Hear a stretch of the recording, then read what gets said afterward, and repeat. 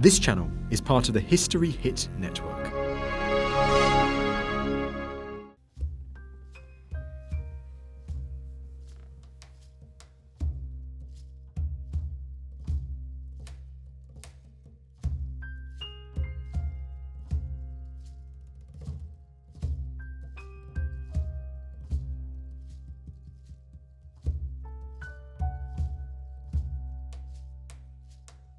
Castro and I, it's a curious thing.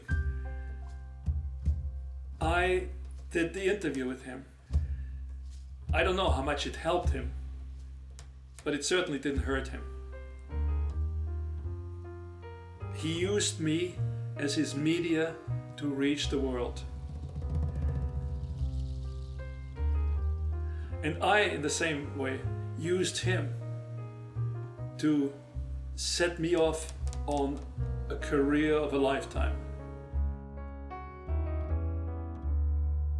But nothing will ever compare to that one morning on top of the La Plata in the Sierra Maestre. That is the tide in the affairs of man. It's a sort of the hinge that decides history, decides battles, and decides also a man's life.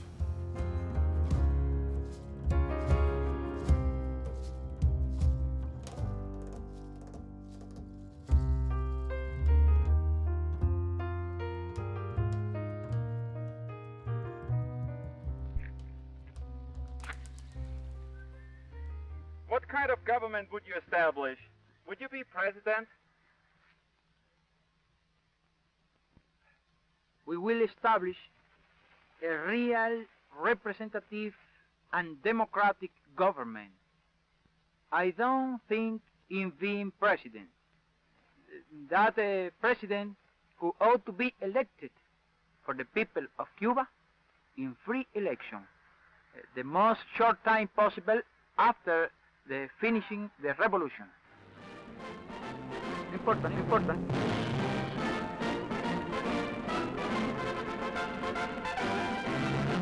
From his stronghold in the wild Sierra Maestre Mountains, Cuba's Fidel Castro emerged triumphant after 2 years of guerrilla warfare against the Batista regime. In his lifetime, the bearded cigar-smoking idealist has become a legend. Many had no clear idea of his beliefs or his program, but knew only of his cause and his personal dedication. Now his words strike terrific enthusiasm. To his military victory, Fidel Castro has deftly added a broad base of popular support, built in a matter of days by this hero's procession. Another source of power for Cuba's man of the hour.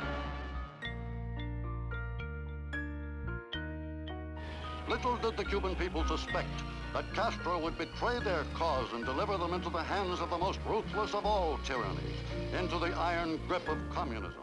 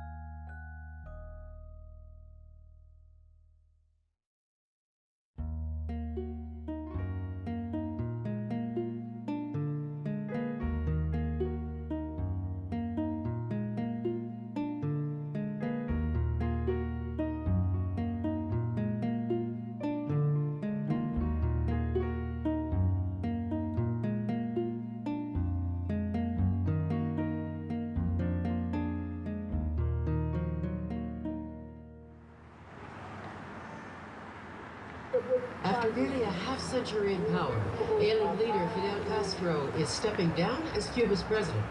The 81-year-old Castro's overnight announcement effectively ends his rule of almost 50 years over Cuba, positioning his 76-year-old brother Raul for permanent succession to the presidency. Castro's announcement comes after recent health problems. In July... How are you? We finally get together. This is my brother James, Hello, James.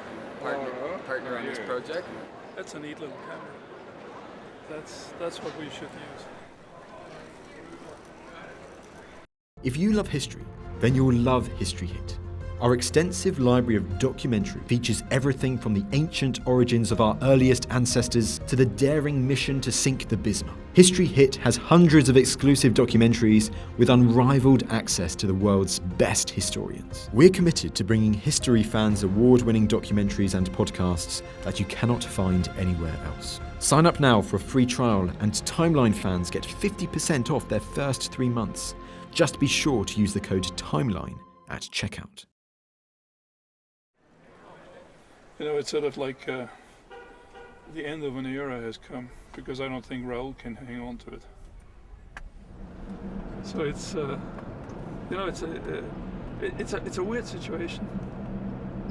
But I sincerely feel that where we got stuck was on this after Fidel what. You know, that's why they don't want anybody there right now. Today, I mean, you know, the problem we have with Castro, you have to ask for permission. Then I just did it. You know, I just didn't ask him permission of anybody. Well, there's something to be said for that, I think. If you don't ask, they can't turn you down. That's why I said it's the old journalist saying, ask for permission, they turn it down, and then you go and do it. That's the... You wanted to know how this all happened in the first place. We were doing a feature for the old close-up show on dialects in Ontario. And I went to CBC Ottawa and said, I need a cameraman. And they said, oh, we haven't got any staffer, we'll find you a freelancer. I got $25 a story. I filmed the burning farm or the car crash or whatever it was, and then I drove over to the studio, and then they sort of looked at it, and then sometimes they took it and sometimes they didn't, you know, when there was nothing else going on. But those were the early days of television. Anyway, I mean, we got along well, and we started talking about stuff we might do. And then it's less than a year later, I think, this phone call came from Miami, Fort Lauderdale, and you said, I've just run into this guy from Time Magazine. Yeah. And he's got it in, and I think I can get into the Sierra Maestra. And he said, would you use my footage if I got something? And I said, how much money do you need now? And he said, I don't need money. You can pay me when you get the footage. Asshole. But that's what he did. And he took his equipment in a Volkswagen and he built a secret compartment into the luggage compartment of the back of the Volkswagen in order to escape the police on the way back. But eventually and we put it on the air the night that Fidel walked into Havana. ¡Viva Cuba Libre! ¡Libertad o muerte! You got to remember that there was all of a sudden this glamorous figure with a beard coming down from the mountains waving a rifle, you know. He was just another one of the Pancho Villa. I mean, nobody knew who he really was. I would say that your footage and our broadcast of it that New Year's was on the whole sympathetic. Oh, very. But let me tell you that at least one sentence of this whole interview has been shown more often than most of the interviews ever done afterwards. Because it is a key. It's a key to this man, you know, if you wanted to know what that man thought like or what that man wanted the world to think about him is in one sentence.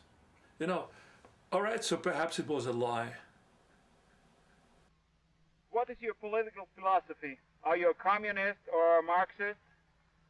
There is not communism or Marxism in our ideas.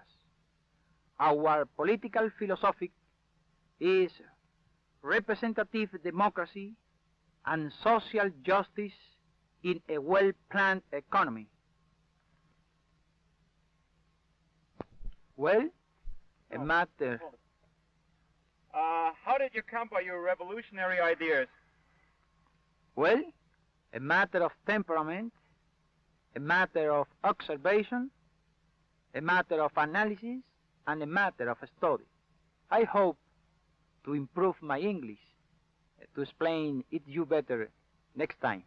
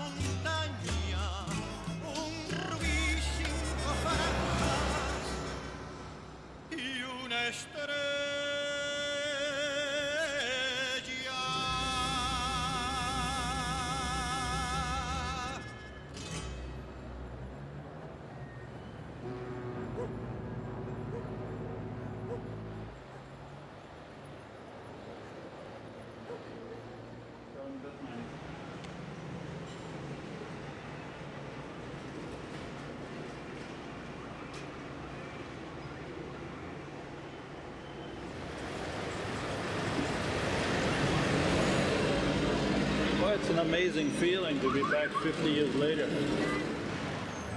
The cars are still the same. Well, the people have changed, of course, but so have I. 50 years ago, I wandered here pretty well penniless, hoping that something would come out of it. I didn't realize what was coming out of it. Still, I wandered past that hotel looking at the people, quite envious, I must say, I was at the time. They were sitting there sipping their mojitos. It was the Frank Sinatra, Ava Gardner generation.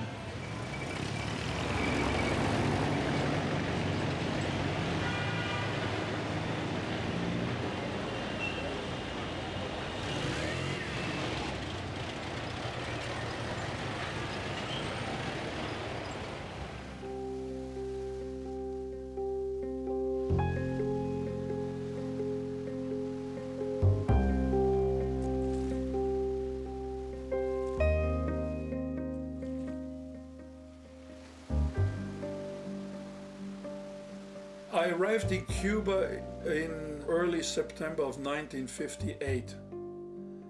In other words, at the crucial time of Castro's revolution, but that, of course, I didn't know at the time.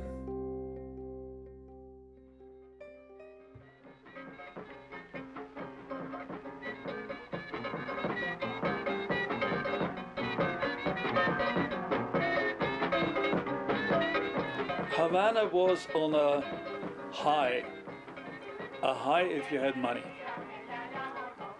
They had one cinema called the Shanghai. They had girls on the stage. They stripped down and then offered themselves to the highest bidder. That was Havana at the time. It was run by two things. It was run by Batista and his goon squad, and it was run by the American mafia, because all the big hotels, they were all mafia casinos. It was just to launder money and to make more money.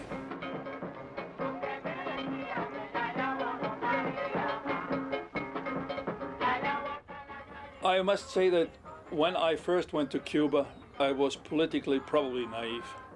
I did not go there to save the world.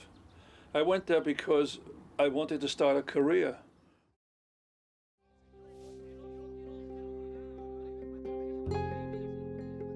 It is only once you leave the city itself, when you drove through the countryside towards Santiago, that's when you started to see that there was a pretty widespread misery. And those were the people that obviously hoped that Castro would give him some, liberation.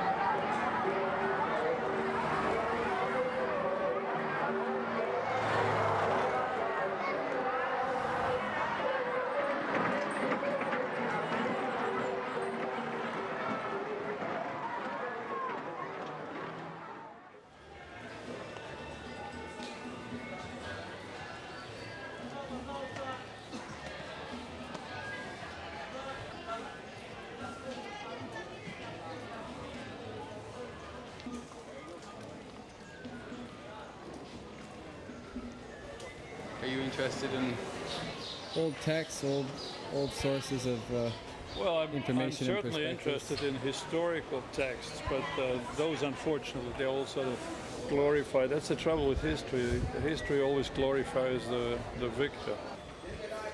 I mean, history is basically a whore, because you never find out what really happened.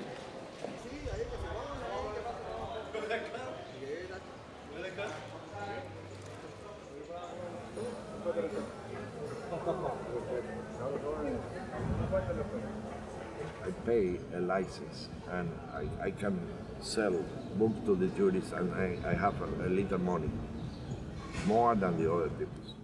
Right. All the people are waiting. Waiting for what happens next? Yes, of course. Could you talk a little bit about this? Yes, I think this country is a very good country, and Fidel Castro also is a nice man. I think it's the man of the last century. But now he's 82 years old, and I don't know. The people are looking something new. And Raúl? Is he something new or something old? We have to wait. We have to wait. We have to wait.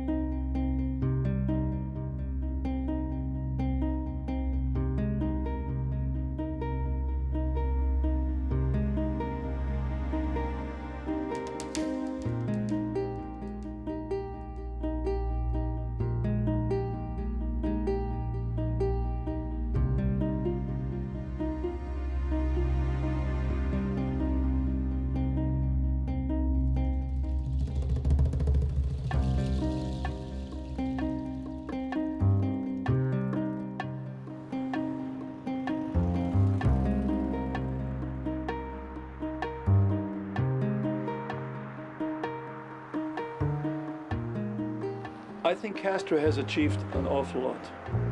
And he did a lot for his society. His health plan is second to none. I mean, he did achieve great things.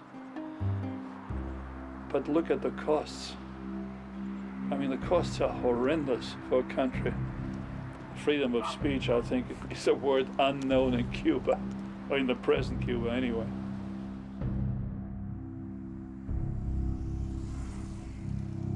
You know, I don't know what is the price to pay. Only Castro can answer that. I cannot. Tell me something about the plight of the ordinary Cuba. The first plight now is the lack of freedom and justice. And after that, a low standard of living, hundreds of thousands of young men without job. But Cuba is a rich country with a wonderful future if we only have good governments.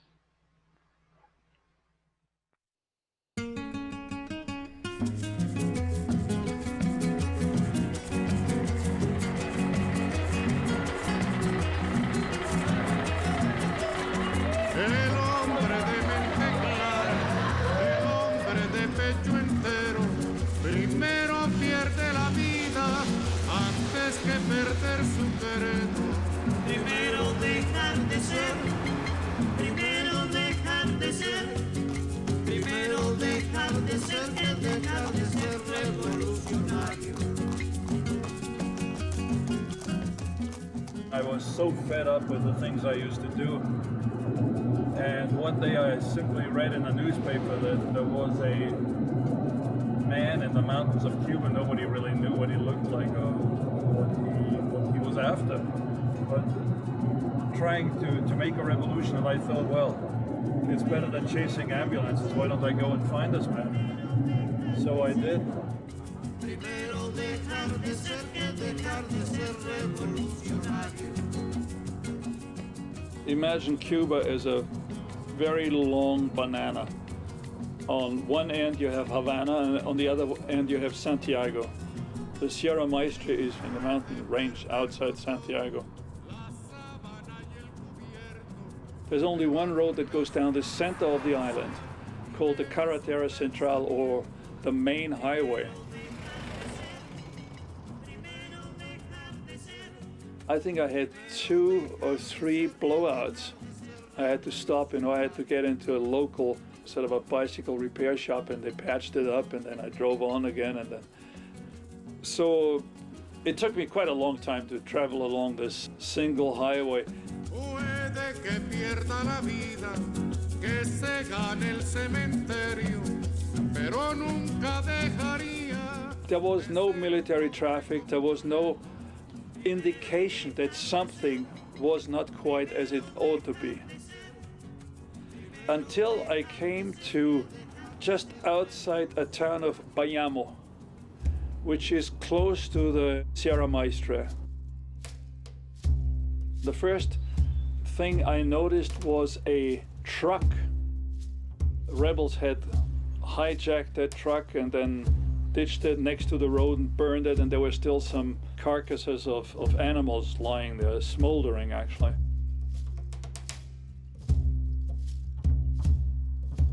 A little bit further on, I came on a bus, which was burned right in the middle of the road.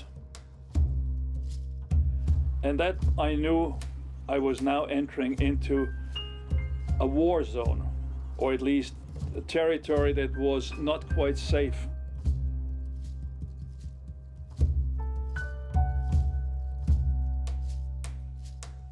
It was much too far to drive in one day because the road was pretty bad. But I got into Santiago without any problem.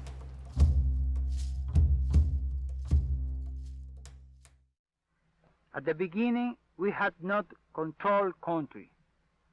We were continually persecuted, but fighting hardly against Batista's forces, after 6 months about we got the control of the mountain and kept they out. Now we have a big part of the plain too.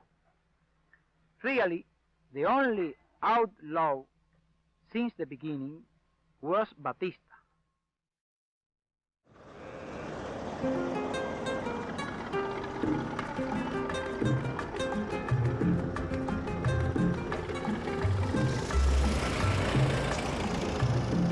Aquí pensaban seguir ganando el 100% con casas de apartamentos y echar al pueblo a sufrir y seguir de modo cruel contra el pueblo conspirando para seguirlo explotando, y en eso llegó Fidel. Y se acabó la diversión, llegó el comandante y mandó a parar. Y se acabó la diversión, llegó el comandante y mandó a parar.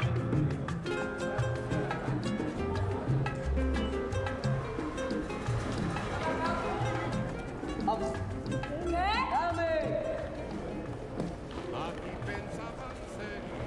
Mi pelota allá. La pelota, Melo.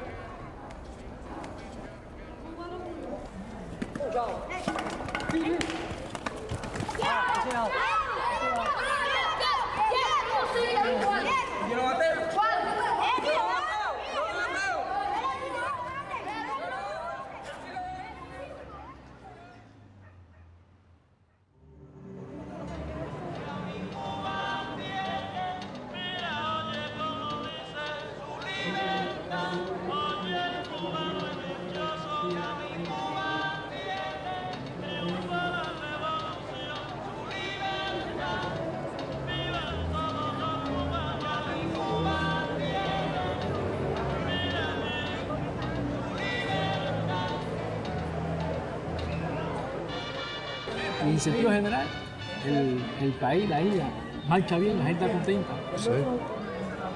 ¿Qué es lo que es? Porque educación, la mejor del mundo, gratuita. Y la salud está ahí. Siempre hay sus cositas, ¿no? A veces tú quisieras que todo se resolviera en el momento, pero bueno, tú vas al médico y siempre hay una respuesta. Nos faltan algunas cosas, ¿no? Por ejemplo, la alimentación todavía en la bodega, en la carnicería, quisiéramos que un poquito más que llegara. Porque hay mucha corrupción, mucha ilegalidad, mucha inmoralidad. Tenemos entonces aquí en Cuba la cabrona corrupción, jefe, debían recursos. No sé, esa gente llegará el momento que ya se le pondrá su fin. Yo te digo que la historia va cambiando y hay que esperar cosas buenas y cosas importantes.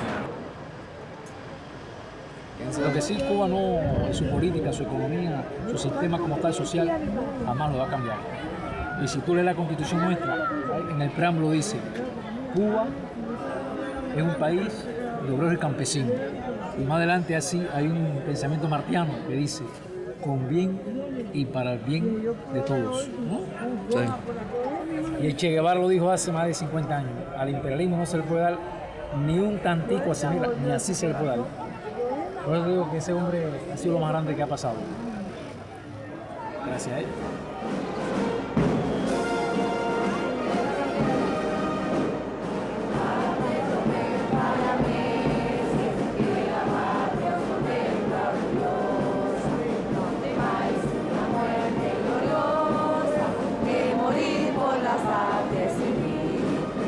En cadenas civil, en afrenta y oprobios unidos, del Caribe escuchar el sonido.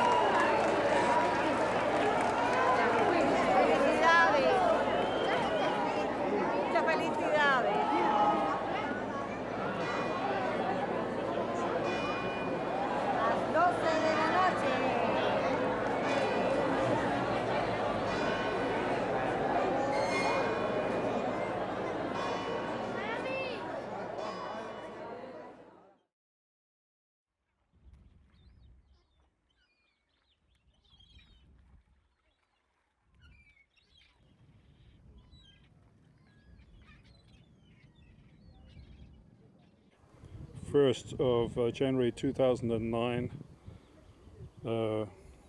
Castillo de Morro, Cuba.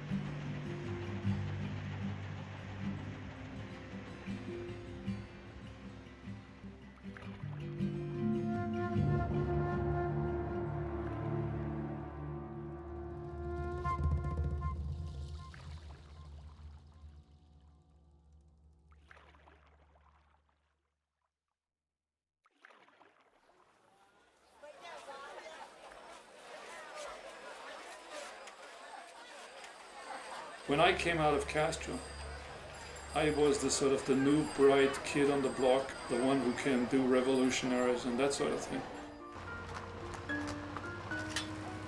For the rest of my career, I spent 30 years doing wars. I mean, I've covered every war from 1959 to the Gulf.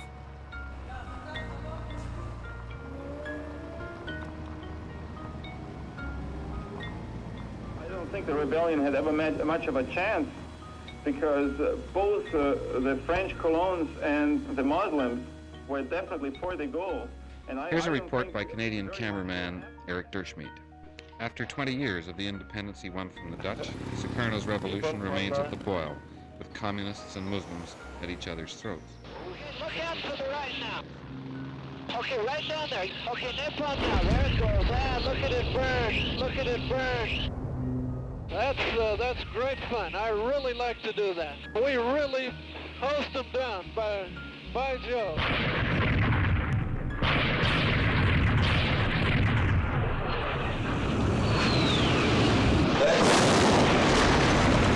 And here they go again. Here come the... Let us get him some cover. Come on.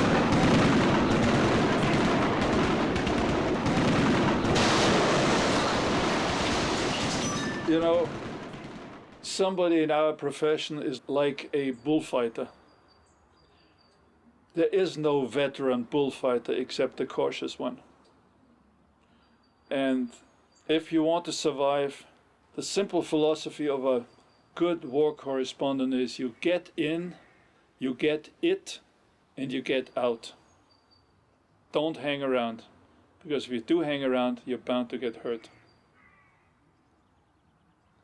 There are very few. When I recall the days when I went to, let's say, Vietnam. In the beginning, I think we were 20. I ended up as the only one coming out alive.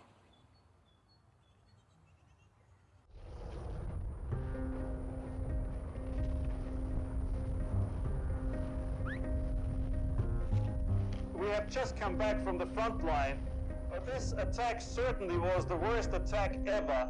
The battle must have been very, very fierce because the bodies that were lying there were totally mangled beyond description. The Iranians had an initial success, and they threw in all their elite troops, and they were simply cut down to pieces by the Iraqi heavy artillery and, of course, the Iraqi Air Force and the helicopter gunships. It seems that the Iraqis now have definitely cleared all the dry land, and this is all what matters on this part of the land, and pushed all the Iranians into the swamps. Let me say from the beginning that there might be several kinds of reporters, correspondents, cameramen. They may have different motives. Some do it for financial reasons, because the pay is quite good. Some do it for excitement. And some do it because they got into it and cannot get out of it anymore. And I think I belong into that category. And that is also a result of Castro. Out of 365 days, I was 290 days in some god-awful place. I never got out of the war anymore. And I tried many times afterwards. I tried to get out of it. I did National Geographic. I did Hollywood films. But I was always brought back into, into what they thought I did best.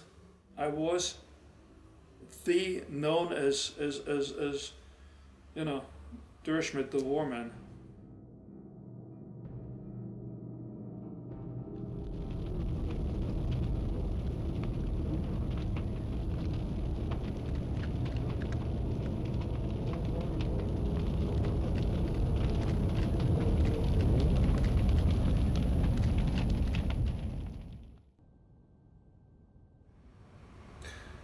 I think nobody can escape his upbringing, his environment, his basic character. And I had the bad fortune to grow up during the war in Austria.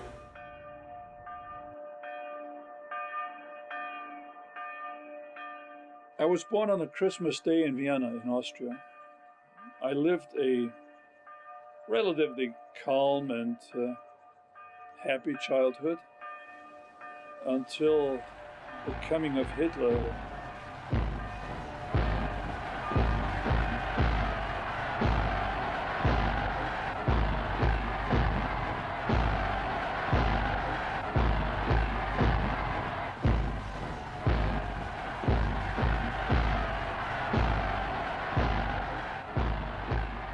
My father was called up into the German army, as everybody was at the time, and he didn't survive the war. I did, although my house was bombed to bits and everybody else died.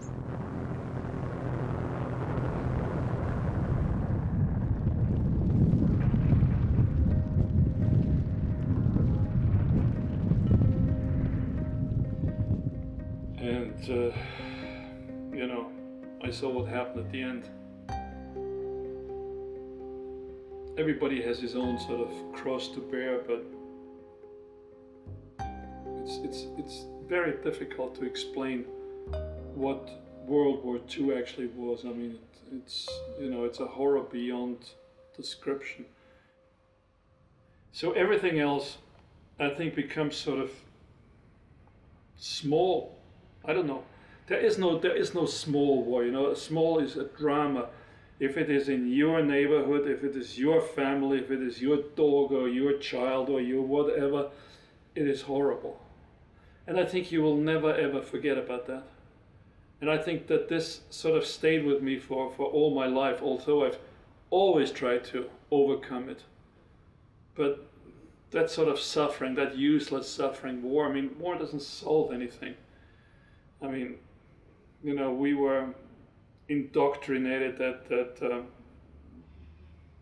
trying to, we will change the world, everything will become wonderful. And in a sense that the same thing happened to Castro's Cuba, if you want.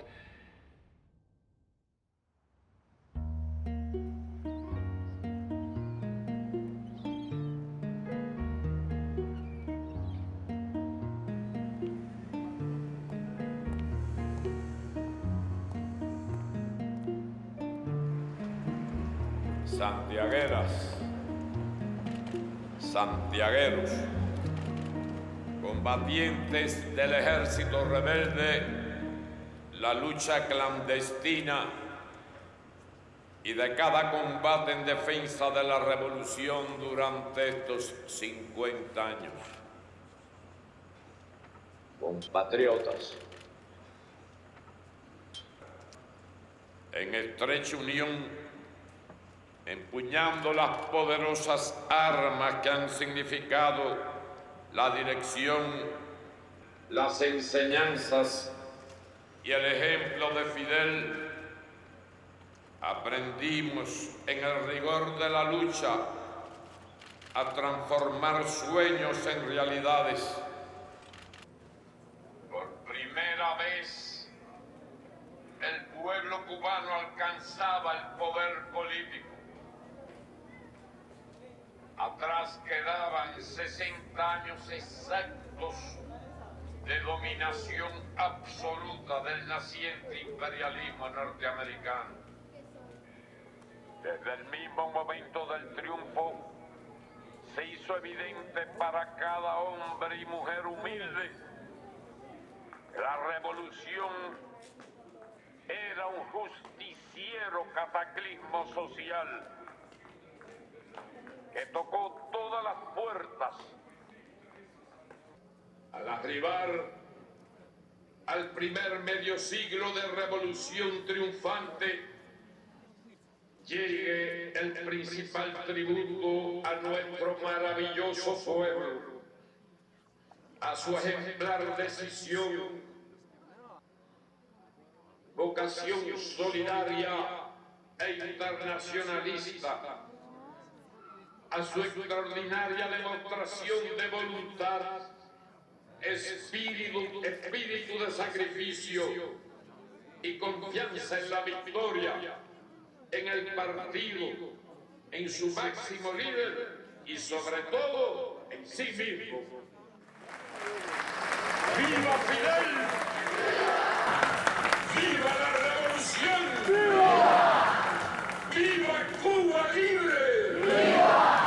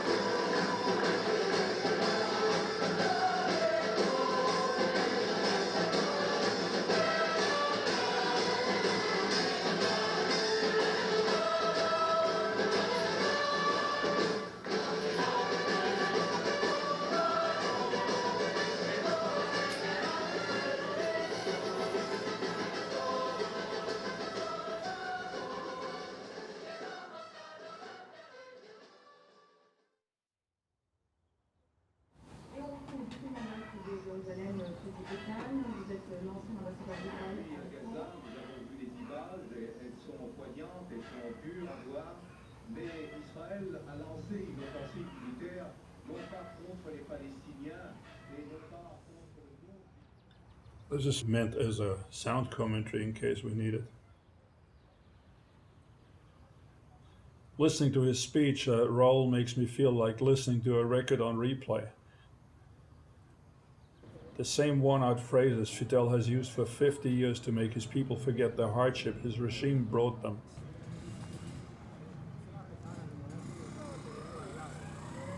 Everything is venceremos, we shall win, and lucha final, the final struggle.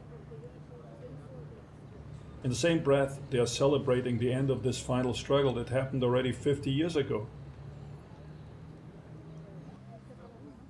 Raul promises that Cuba will never relent on socialism. After all, he can hardly admit that 50 years of communism has been a smashing failure. He puts the blame on Satan America and exhorts his people to more sacrifice and warns of an invasion. That doesn't make sense. The only invasion is that by foreign tourists and their capitalist dollars.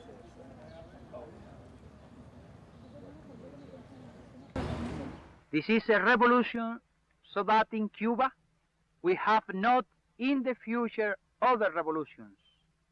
We want to establish a constitutional, long-life system of peaceful government as essential condition for the progress and happiness of our country.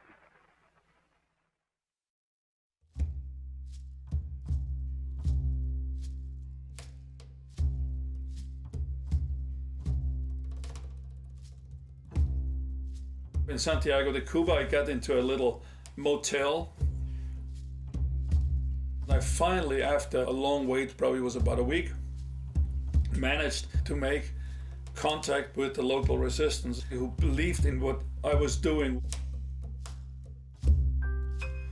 He didn't think I was a spy, and he said, go back to Bayamo and go to that bodega. He gave me the name of a little bar down there and just says, Pablo sent you.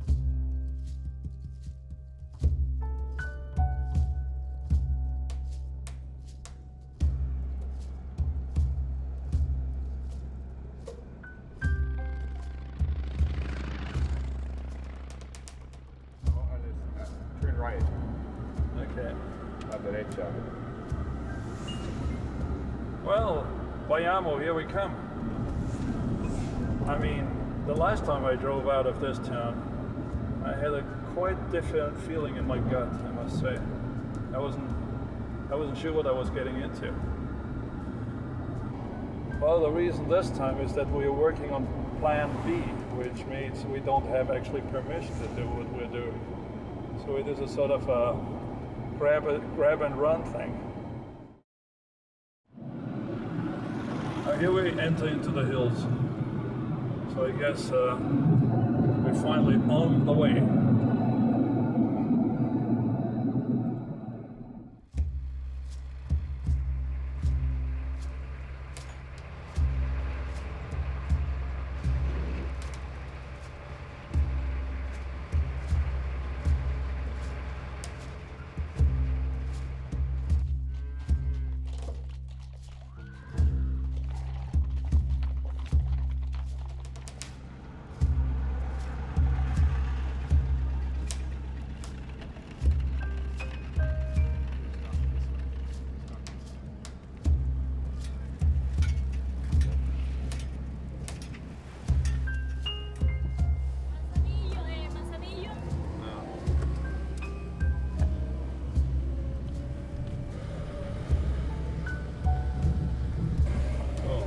In the wrong direction. Okay.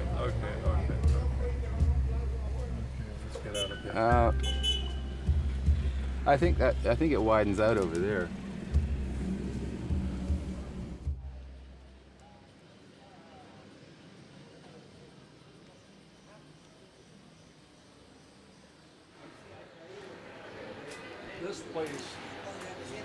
This place used to be a bodega, and I remember it because of that staircase.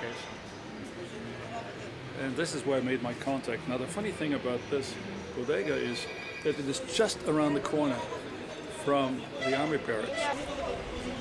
Now, it seems to be still a sort of a cafeteria. So, anyway. So you came here initially? Well, this is where they told you to come? Well, that is what my contact was. Somebody said you go to this and you ask for Pepe. And you ask for a Hatue beer. A Hatue was the local beer at that time. And that would be the code.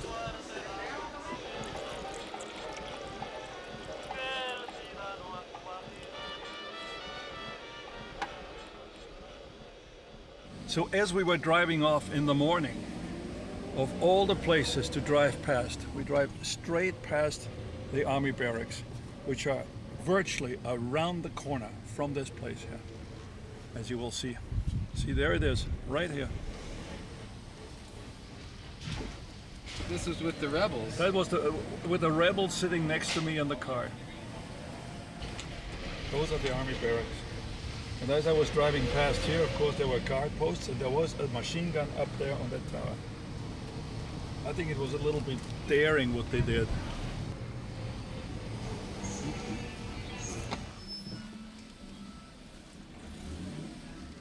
Now, if all goes well, this is the road.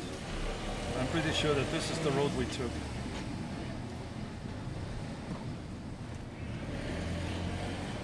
And we drove along this river. Can't see it.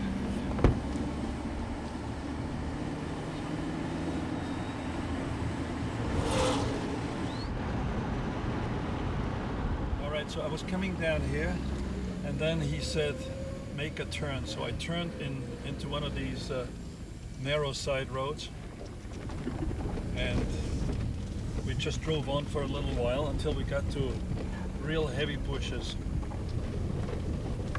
Okay, so I then just drove it off the main highway, and I just ended up in a bush.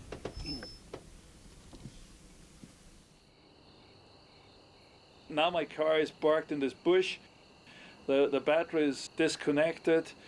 I have a gunny bag with a couple of small cameras and a little bit of film, a bottle of water, a pair of jungle boots, and I set off.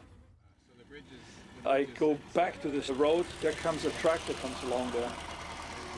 there's a tractor, and comes along with a flatbed behind it with all sorts of characters on it.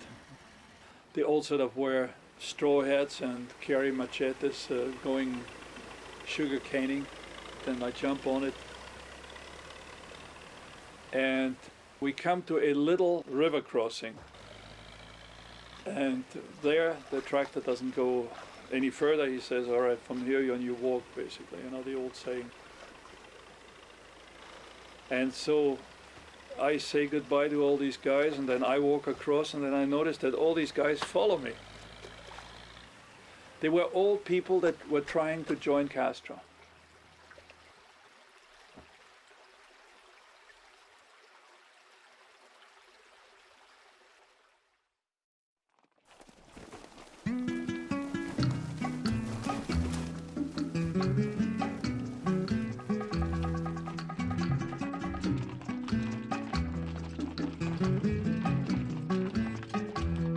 Yo canto porque el presente no es de pena ni es de llanto.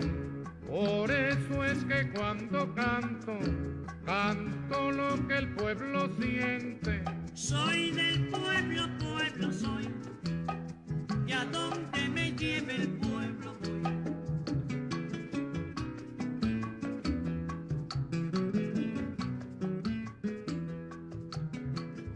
The people that made up the contingent at La Plata were a total cross-section of the Cuban society. You had anything from sugar cane cutters to students.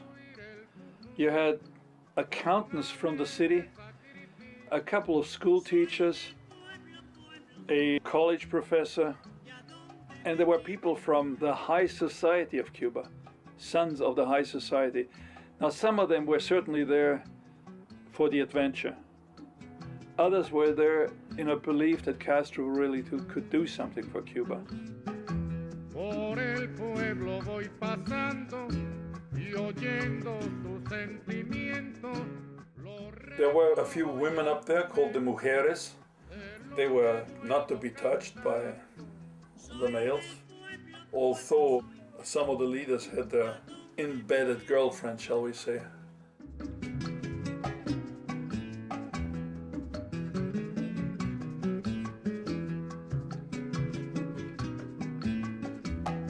They were all talking about the cause.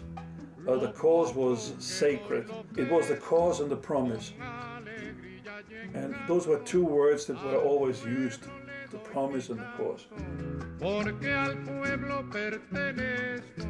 Soy del pueblo, pueblo soy, y a donde me lleve el pueblo voy.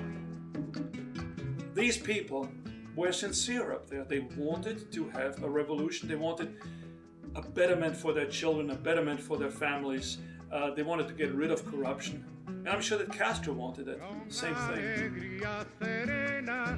Canto lo que el pueblo siente y canto porque el presente no es de llanto ni es de pena. Soy del pueblo, pueblo soy, y a donde me lleve el pueblo voy.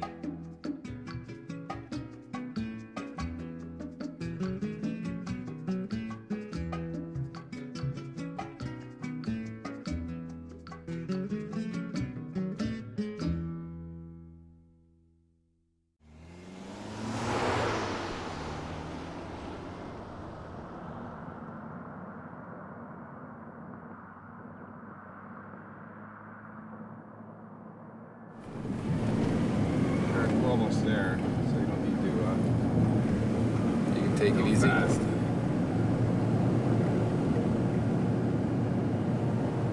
I think this is there's a checkpoint here. This is where you find out about the guards. The guide. We go in to the oficina. What do we do next? Buenas. Yes. ¿Podemos ayudarlo? Buenas. La Plata. Ya. Deben pasar por la oficina para pagar la entrada al Parque Nacional y demás. Okay. Okay. Let's go.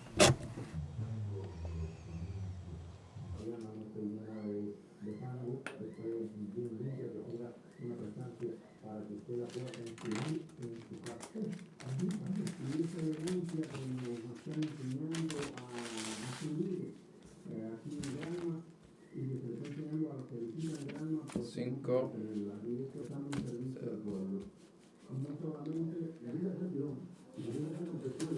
Echo tour. Wow.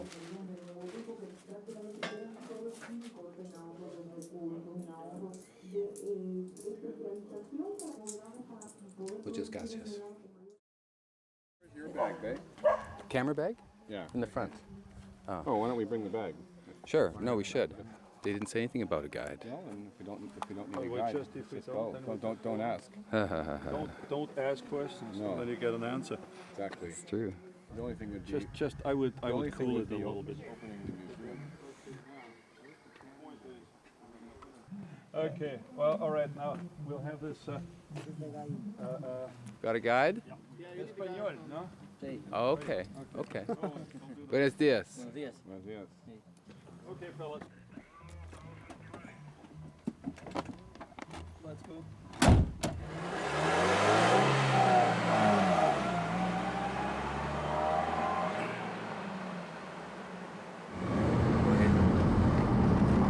So going up the hill, I guess it's, if you were to walk it now, it's 3 hours. That makes it, of course, much shorter. Also, I'm not as young anymore as I used to be.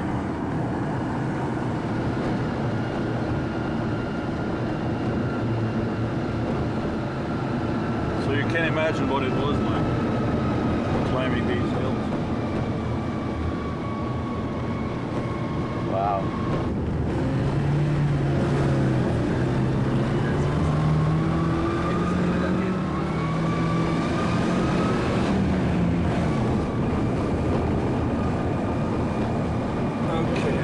Here we go, fellas. We are in first gear in a four-wheel drive, and that is very, very steep.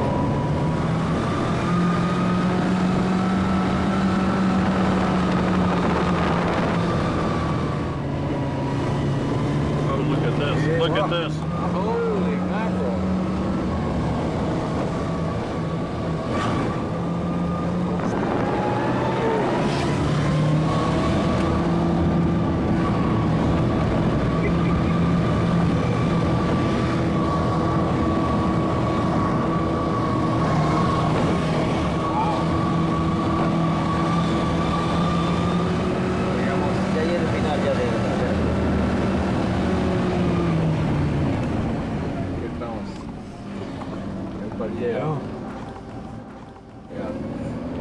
Okay, fellas.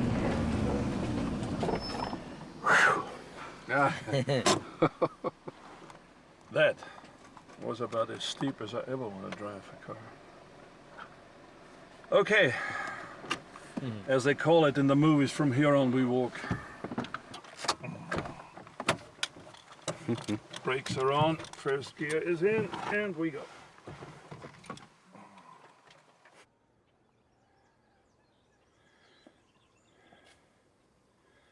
It's quite warm today, but then it's always been warm.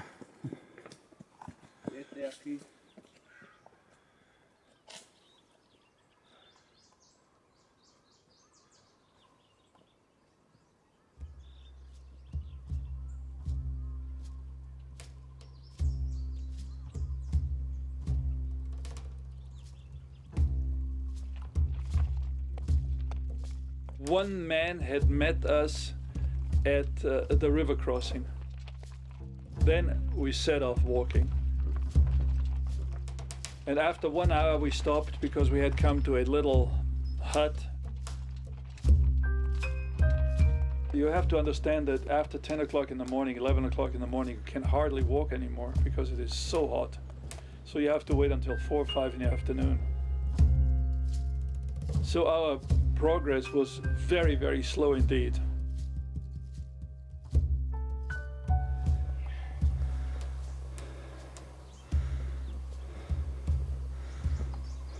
One thing that certainly hasn't changed in 50 years is the heat. The heat and the hills. They're still as steep as they were then, and it's still as hot as it was then. Para acá, para acá.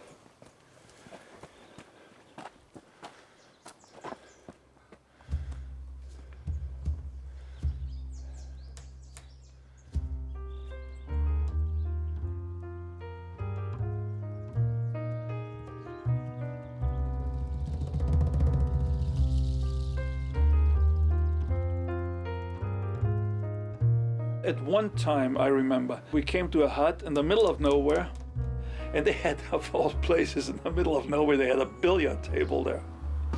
And we played billiard. I don't know how they ever got a billiard table up there, but I mean, they did. So it took us endlessly to get up there. We were trying to join a revolution, and nobody knew where that revolution was. Whenever you ask, who says, well, up there, you know, was always up there. And I think we zigzagged up that hill, because when I finally came down, I did it in 2 days. But when we went up, I think it took us 3 weeks.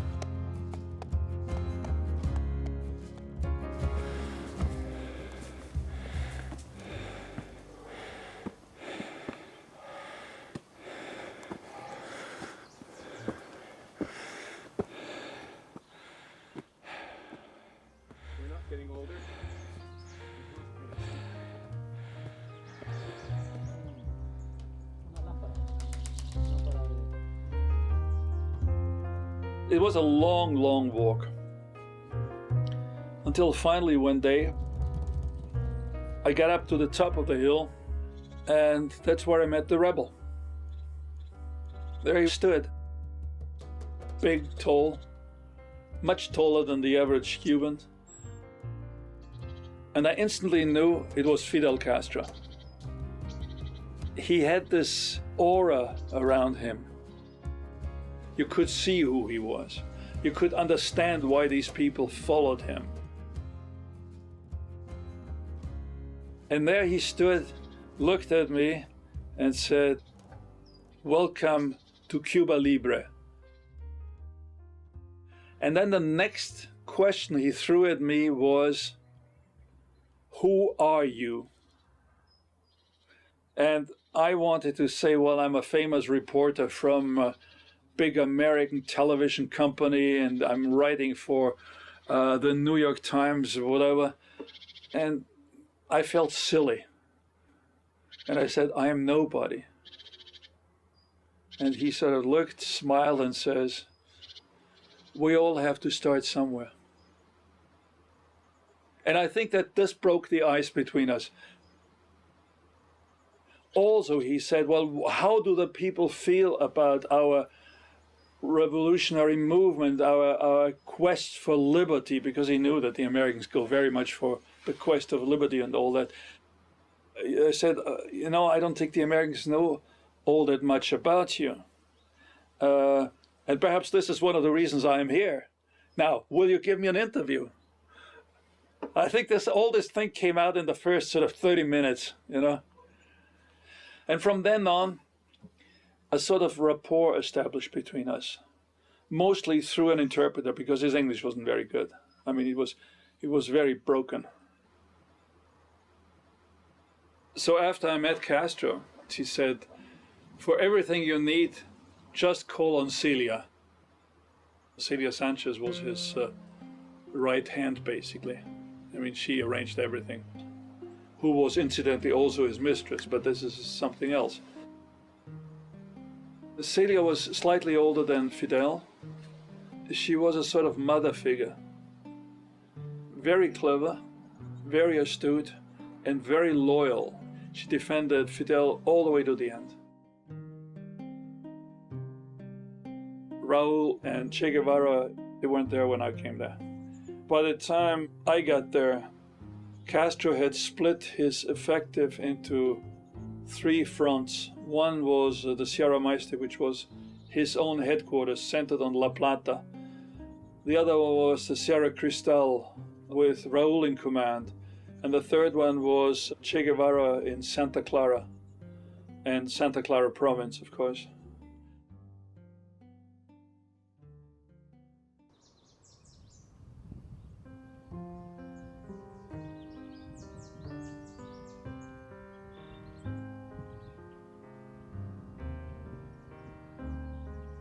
See, this is the whole thing is just on a mountainside. The only way to build these houses was to build them on stilts, and it's amazing that they held up for so long. Of course, the roofs had been redone, but the whole layout here is such that you cannot actually see it from the air. The one thing they were most worried about was air attacks, and the soldiers went about ready to slug their way through the jungle. And I guess this is the way that they survived.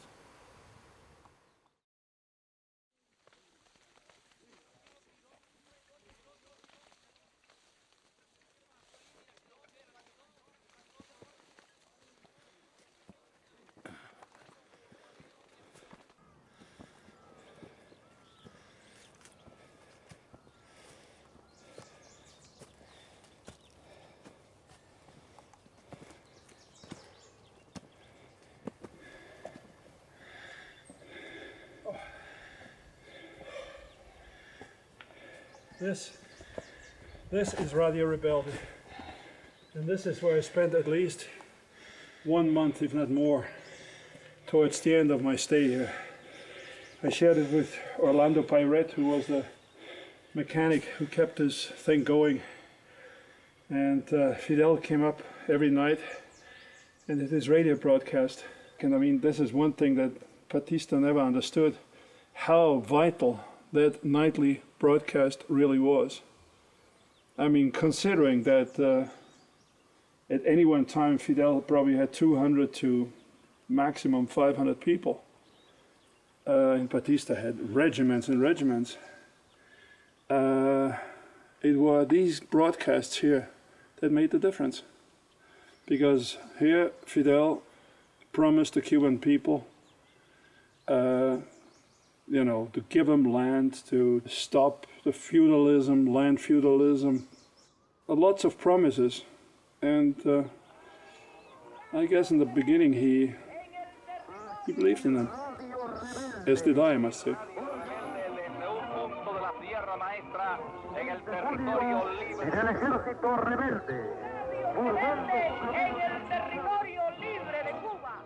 Aquí Radio Rebelde, hablando a nombre del movimiento 26 de julio y el ejército rebelde.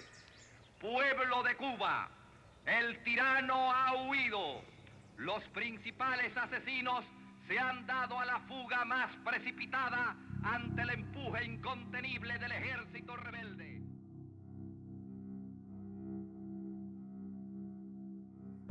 Fidel was certainly the first Latino who understood what the media really means in a revolution. I discovered books on his shelf. One of them certainly was about Goebbels and the Third Reich, the propaganda minister of the Third Reich, who was a brilliant, evil brilliant, but I mean, he was the first one to understand what the media really could do for a political movement. And I think that Fidel certainly learned a lot from that. He used the media, he used people like Herb Matthews or myself, certainly, to get the message across.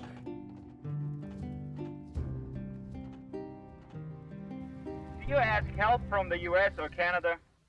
What we want is only the sympathies of their people and the neutrality of their government. We have several Americans with us, not any Canadian. We should like, as a symbolic representation of that wonderful country. But remember, they ought to get with them that Stern machine gun so good that you, the Canadian, make.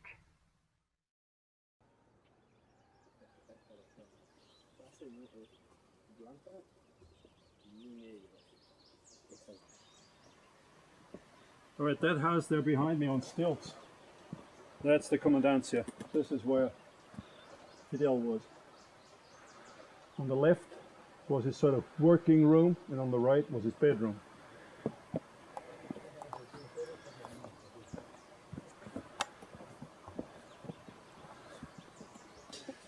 I haven't sat on that bench for 50 years.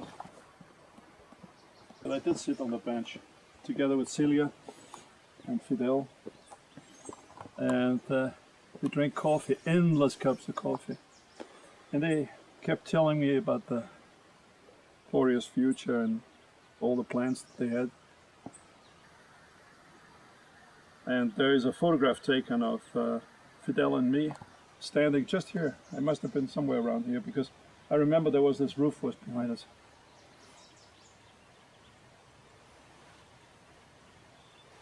Well, I am here, he is no longer here.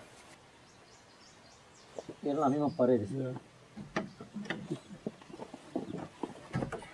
This is where the... Well, this is where he lived.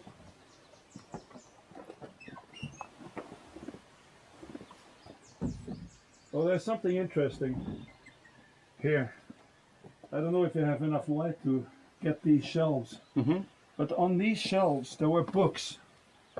And I remember the first thing somebody asked me when I came out, what kind of books does he read? And they were all books about revolutions, of course, about fighting, but I can assure you there was not a single book by either Marx or Engels or anything that connected him anywhere to a leftist movement. There wasn't. I mean, I was in here quite frequently. I was sort of the only visitor in this camp for a long, long time because nobody else came up. And I must say that sometimes I came in on my own because, there was always open anyway. But I couldn't find any book that remotely connected him to any leftist movement. His bed is in here? Yeah, it was sometimes shared by Celia.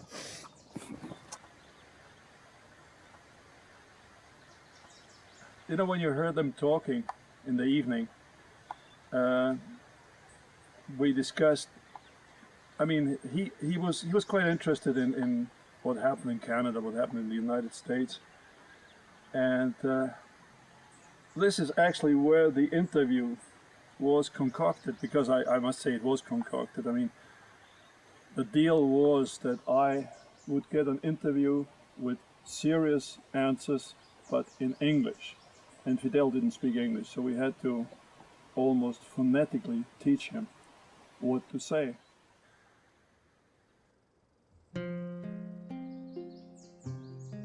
Fidel understood more than anybody else at the time the power of television. He wanted to get on American television, he wanted to get on British television, and of course he wanted to get on Canadian television. And if he wanted to get onto the air, he had to speak in English. Now, there was a high school professor up there who spoke very good English. The way it worked was that the professor translated my questions to Fidel in Spanish. Fidel gave him immediately the reply, which the professor took down by longhand. And that's why for days and days he verbally learned the answers in English that this professor wrote down on a piece of paper. And I think he must have memorized my questions. He keyed himself to my question, that I had to ask the question that was on that piece of paper, basically. How long can you hold out as you are now? What is your personal assessment of Batista? Would you call him a dictator? Why does the army support Batista? What percentage of population supports you? How does your family feel about you? You have had little success so far to overthrow Batista. On what do you base your hopes to overthrow Batista? Él dice que nosotros hemos tenido poco éxito, ¿eh? On what do you base your hopes to overthrow Batista? No. The question complete. You've had little success so far. On what do you base your hopes to overthrow Batista? You are mistaken.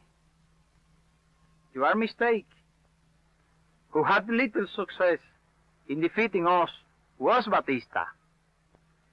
All just fight of a people for freedom always get victory. Soon or late, facts have proved our faith. Facts have proved my faith. You are mistaken. The one who had little success in defeating us was Batista. All just fight of a people for freedom always get victory, soon or late. Facts have proved my faith. Don't you like?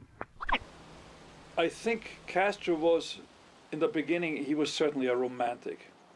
He was a romantic, a nationalist, egocentric, certainly an egocentric. Everything was centered around Castro. Do you win? His main motive certainly was, first of all, Fidel Castro. That is a question of impossible answer for me, because I never would be Castro alive. Like Henry Adams, we say, give me liberty or give me death. I think it was probably the first time that somebody got to see this man how he really was, or at least how he pretended he really was. He never talked about politics, he always talked about Cuba. In other words, his address was directly national and not political. Would you seize lands of absentee owners, or would you expropriate foreign holdings? No, we don't think to seize any land to anybody. What we will do is to buy those lands that be out of production, to give them to poor countrymen. Of course, it was politically going against Batista, but it had nothing, had no connotation about communism or leftism or Marxism or whatever. We shall expropriate. No, he never said that. He just said there will be egalidad, everybody will get the same thing. He will make sure that there will be agrarian reform. So it always was a very nationalistic line. How do you plan now to seize the power? We are not fighting for power. We are fighting for finishing tyranny. And then our movement will seize power by free election. We don't want power by force. I think he was sincere to a certain part anyway. When he said, I'm a nationalist, I want elections and all. I don't know about the elections, probably he never thought he wanted to be. He also said he didn't want to be president, and I think that was not quite true. I don't think in being president. I am not fighting for that, nor for any other charge. I cannot answer you about myself, because I don't think about that. That I was manipulated, of course I was manipulated, but then Castro is a wonderful and great manipulator, has always been one. Well, I cannot tell you exactly when. I only can tell you that he will be overthrown, and very soon. I hope to shake hands with you again in free Cuba, not too late that you become an old man.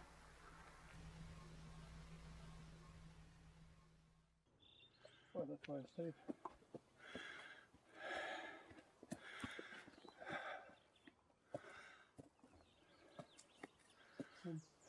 Something tells me this is not it.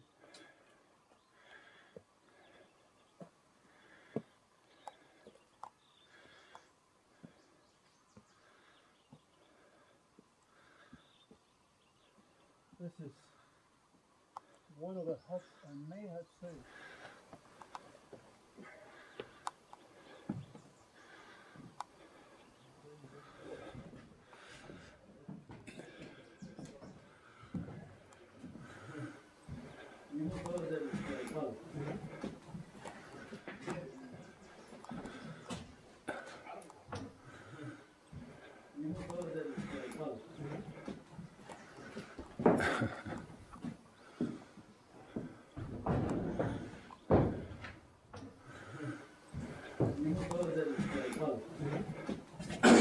That is amazing.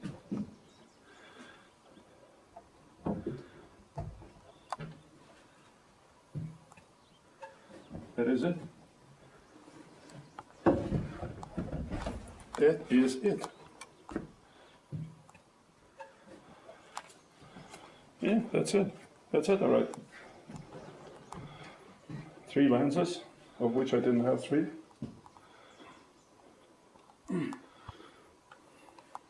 The magazine went on like that, and there was a metal spring that ran from that pinion to that pinion, and that ran the camera.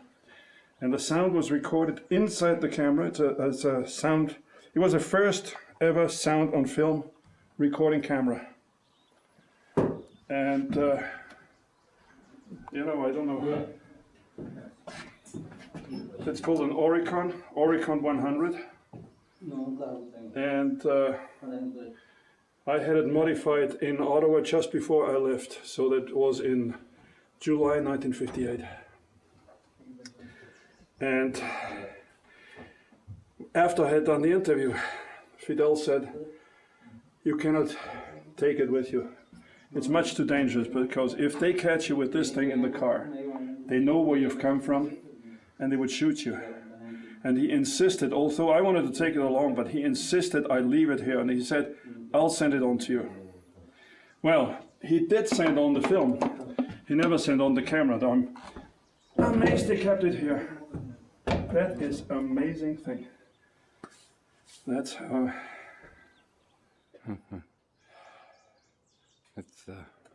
it's quite moving to find this thing, because let's face it, this is what started me on my career. That piece of metal, very primitive as the sound is primitive and the camera is primitive. But when it comes down to it, that thing is worth gold, at least gold to me, because ever I since put this camera down in the mountains of Cuba.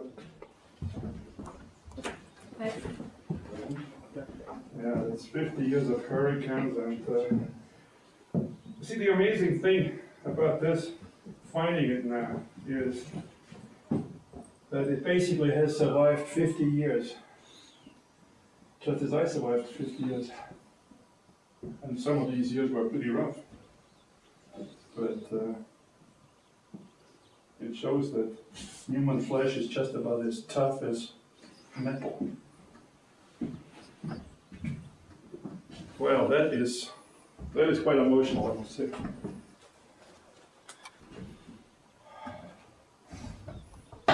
That is amazing. Just amazing.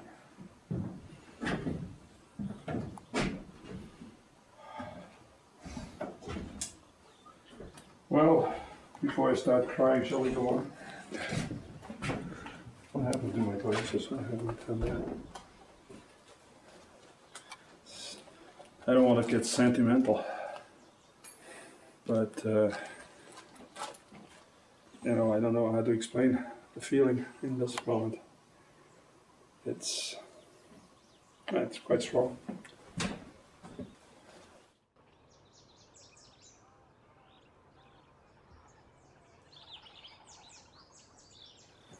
I was a poor boy when I left this behind.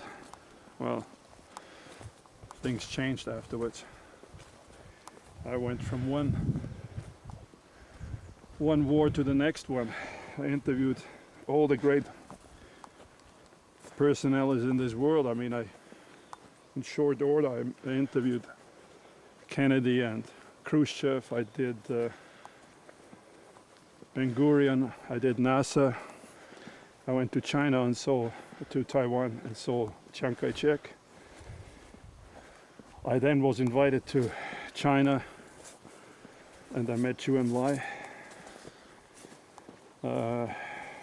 You know, those are the big ones, and then of course there are the thousands of smaller ones, potentates. I saw the Ayatollah, I saw Saddam Hussein, Allende, Pinochet. You know, it's 50 years is a long time. As the New York Times once wrote in an article, he said he's seen more wars than any living general. And I guess it is true.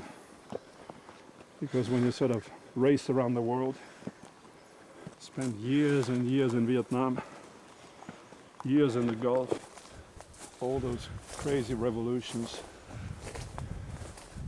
the war in Iraq, Iran. Oh God. The camera is here and I'm here. It started with this camera and well, I come back to it. It is a full circle. It's a full lifetime. What's 50 years in a man's life?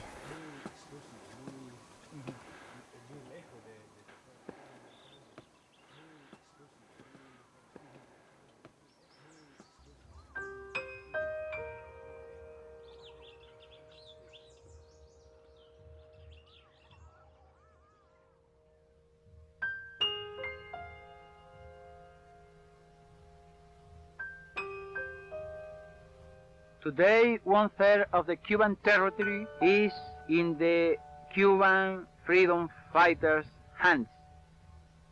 And very soon, all our country will be free. ¡Viva Cuba libre! ¡Libertad o muerte!